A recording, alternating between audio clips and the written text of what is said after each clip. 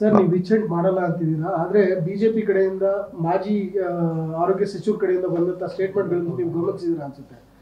ಈ ರೀತಿ ರಿಪೋರ್ಟ್ಗಳಿಗೆ ನಾವು ಜಗ್ಗಲ್ಲ ಬಗ್ಗಲ್ಲ ಹೆದರಲ್ಲ, ಇದು ವಿಚೆಂಟೆ ಬೇರೆ ಇನ್ನೇನು ಅಲ್ಲ. ಕಮಿಟಿ ಫಾರ್ಮ್ ಮಾಡ್ಕೊಂಡು 2 ಸಬ್ ಕಮಿಟಿಗಳನ್ನ ಮಾಡ್ಕೊಂಡು ಅವ್ರು ನಮ್ಮ ವಿರುದ್ಧ ಬಿದ್ದಿದ್ದಾರೆ, ಇದನ್ನ ಪೊಲಿಟಿಕಲಿ ತಗೊಂಡೋಗೋದಕ್ಕೆ ಟ್ರೈ ಮಾಡ್ತಿದ್ದಾರೆ ಅನ್ನೋ ಸ್ಟೇಟ್ಮೆಂಟ್ಗಳನ್ನ ಮಾಡಿದ್ದಾರೆ.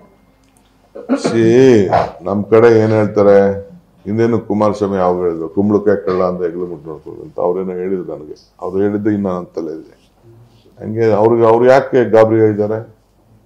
ನಾವು ಅವ್ರ ಸುದ್ದಿನೇ ಮಾತಾಡಕ್ ಹೋಗಿಲ್ವಲ್ಲ. ಯಾಕೆ ಹೆಗ್ಲು ನೋಡ್ಕೊಳ್ತಾ ಇದ್ದಾರೆ?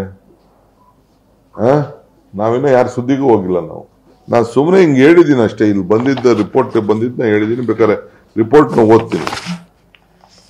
ಅವ್ರು ನೋಡಿ, to initiate simultaneous criminal action against the special commissioner plus signatory ಯಾರು ಮೇಲ್ಗಡೆಯಿಂದ ಕೆಳಗಡೆಯಿಂದ ಮಾಡೋರು ಅವ್ರಿಗೆ to the above order and circular for the offence under section 71 section 11 of the Prevention of Corruption Act 1980 as amended for improper performance of the public duty, whereas a special commissioners, officers, politicians, either by himself and the collusions with the private labs, hospital, name officials, so-and-so, circular, corrupt and illegal means has been attempted to obtain undue advantage from a private labs, hospital named in the office, so circular, abusing the position of public servant and or by using a personal influence over the public servants involved with the above transactions.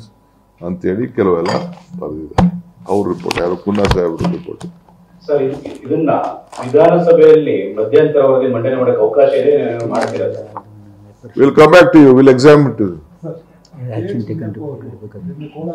ಆಮೇಲೆ action taken ಎಲ್ಲ ಮಾಡ್ಬೋದು ಅದನ್ನ.